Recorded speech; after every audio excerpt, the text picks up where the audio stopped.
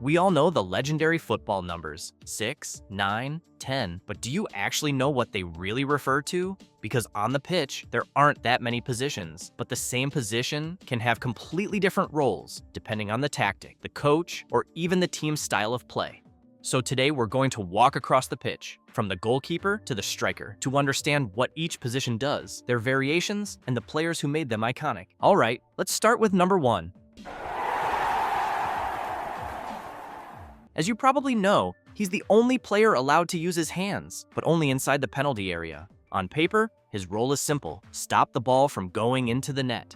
But in reality, it's much more than that. The goalkeeper is also the leader of the defense. He's the one who organizes, who positions the others, and who talks constantly because he's the only one who can see the entire game. He has to do everything: dive, anticipate, claim crosses, rush out at an attacker's feet, and sometimes save his team from a guaranteed goal. It's a position where mistakes are unforgiving. You can be perfect for an entire match and ruin everything in a single moment. And there are several types of goalkeepers. The traditional keeper, who stays close to his line and relies on reflexes and positioning. The sweeper keeper, who comes far off his line to anticipate balls played in behind the defense, like Manuel Neuer. And the ball-playing goalkeeper, able to play short, take part in the build-up, and act almost like an outfield player, like Ederson or Alisson today. The best modern goalkeepers combine a bit of all three: reflexes, anticipation, and distribution. And even if people don't talk about them much, they're often the real silent heroes.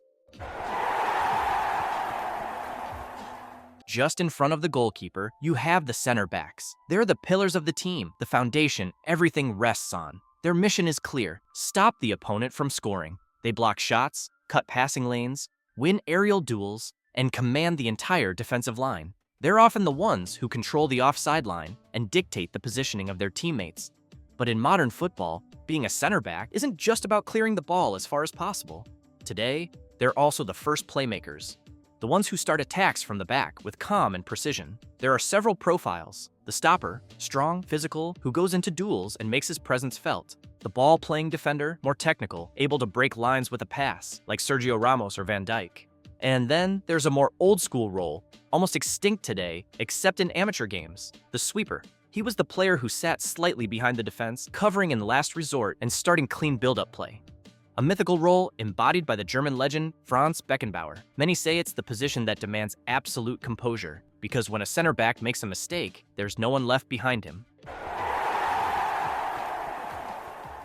On the sides of the defense, you have the fullbacks. Left or right, they cover the entire width of the pitch. Their original role was simple: stop opposing wingers and block crosses. But in modern football, fullbacks have become much more than simple defenders. They're often the most complete athletes on the pitch. They have to run, defend, attack, cross, repeat efforts, and never stop. There are several types of fullbacks. The defensive fullback, focused on his duel, staying back and protecting his zone. The attacking fullback, constantly making overlapping runs and delivering crosses into the box, like Dani Alves or Robertson.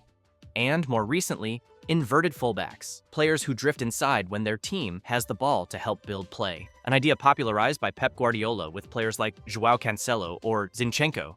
Historically, legends like Cafu or Roberto Carlos completely redefined the role, combining power, technique, and speed. Today, the best fullbacks are those who can do everything: defend, attack, and adapt to the situation. Many say it's the most demanding position in modern football, and they might be right.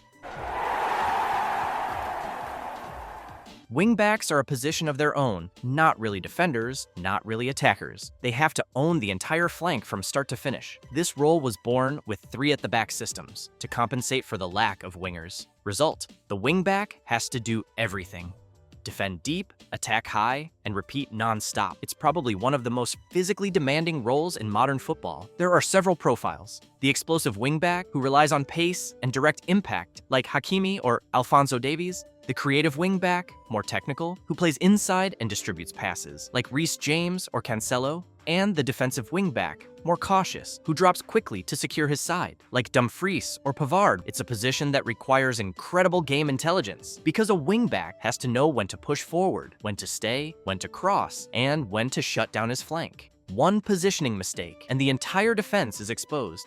Today, the wingback symbolizes the evolution of modern football, a hybrid role born from tactics, where the line between defending and attacking has completely disappeared.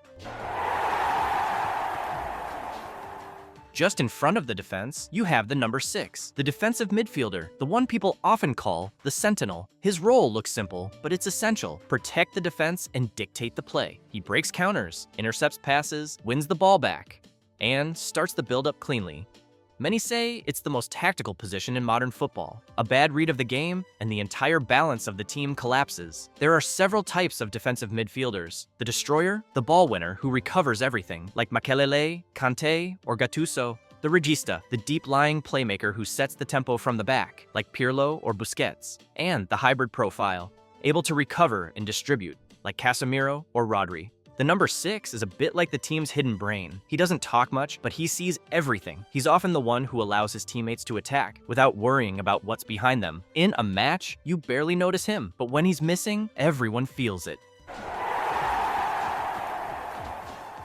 At the heart of the pitch, you have the number 8, the central midfielder, the one who links the defense and the attack. He's often the player who touches the ball the most in a match. He has to do everything: defend, attack, direct play, speed it up, slow it down. He's the one who gives the team its rhythm. There are several types of central midfielders. The box-to-box, the one who runs everywhere, defends in his own box and scores in the other.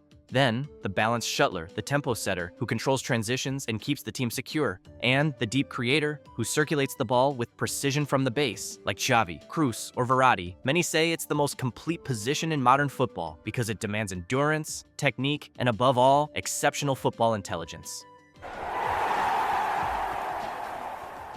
Just behind the forwards, you have the number 10, the creator, the spark, the one who makes the game unpredictable. His role: create chances, unlock matches, and sometimes score himself. He plays between the lines, where there are no defenders, no midfielders, just space to exploit. There are several profiles of number 10s.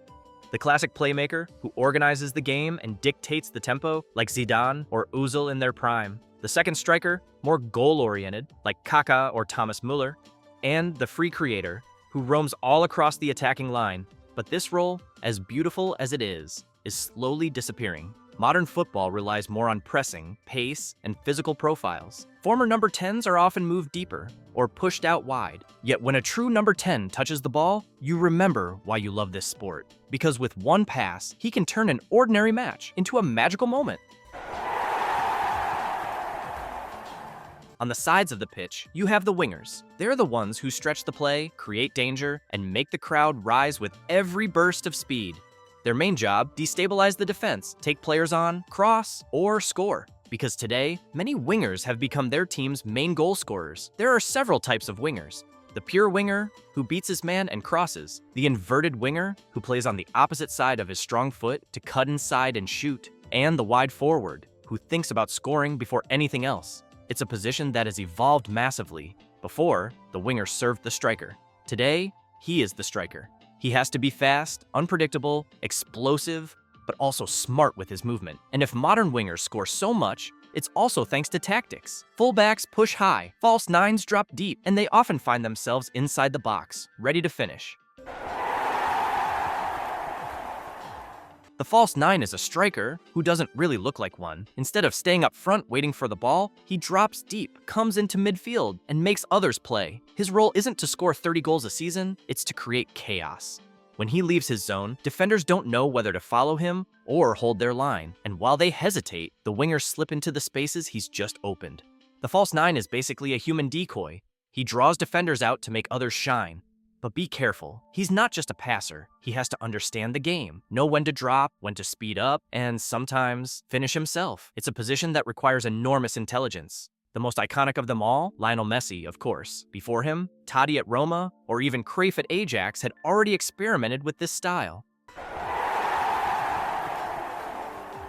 Right at the very end of the pitch, where every touch matters, you have the number 9, the goal scorer, the player judged by one thing only: goals. He's often the most expected and the most exposed. When he scores, he's a hero. When he misses, everyone remembers. But not all number 9s are the same.